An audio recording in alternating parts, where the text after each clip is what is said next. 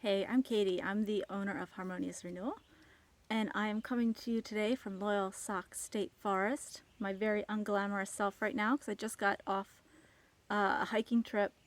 I came up by myself. I'm visiting family this weekend, and I came out here to do some hiking. There's a series of 3 waterfalls.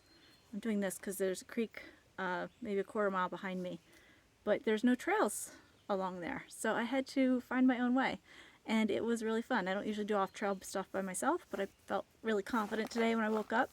So here I am. I'm back at my car. I'm safe. Everything worked out. It was a little challenging, but I had a lot of fun. Um, it's nice to know I can do that sometimes. So, but as I was hiking, I was thinking about a couple things I've been reading and thinking about recently. I put up on my Facebook page a book called Rooted that I've been reading. Last night I read a chapter on being alone, solitude, and she writes about how so many people hate being alone. There was actually a study done where they had research subjects go into a room for themselves for 15 minutes. The only stimulation they had was a little button that they could push and shock themselves, literally electrocute themselves.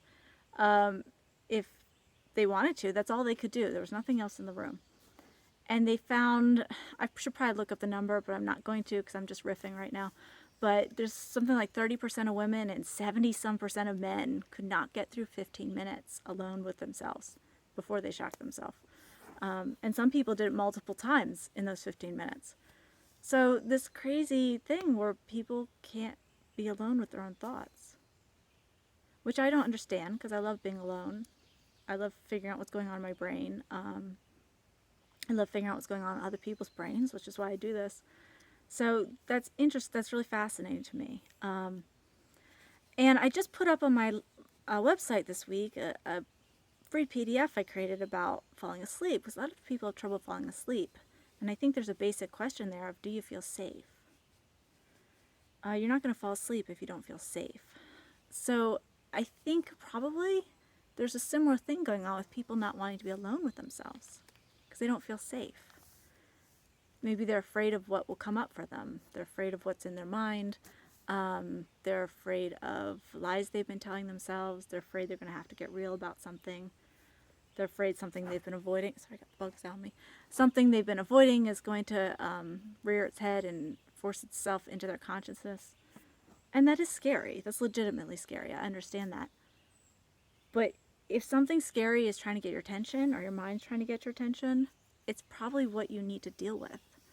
And it's probably one of the biggest things you need to face so that you can heal, so that you can feel better. So the thing that you most want to avoid is probably the thing you most need to spend time with. So my challenge for you this week is find some time to truly be alone. Turn off your phone, get quiet, find a place to be by yourself, and see if you can do it for 15 minutes. See what comes up. See what you've been trying to avoid. And once that comes up, commit to dealing with it in some way. Find somebody to talk to, bring it up in therapy, email someone about it, but that's probably what you most need to take care of right now, no matter how hard it is. So that is my challenge from Loyal Sock State Forest, where I am very unglamorously hanging out with you right now because I didn't feel like writing a blog post this weekend. So I just decided not to. So I'm doing this instead. So I hope this helps. Feel free to email me at any time, katie@harmoniousrenewal.com. Check out some other stuff on my blog.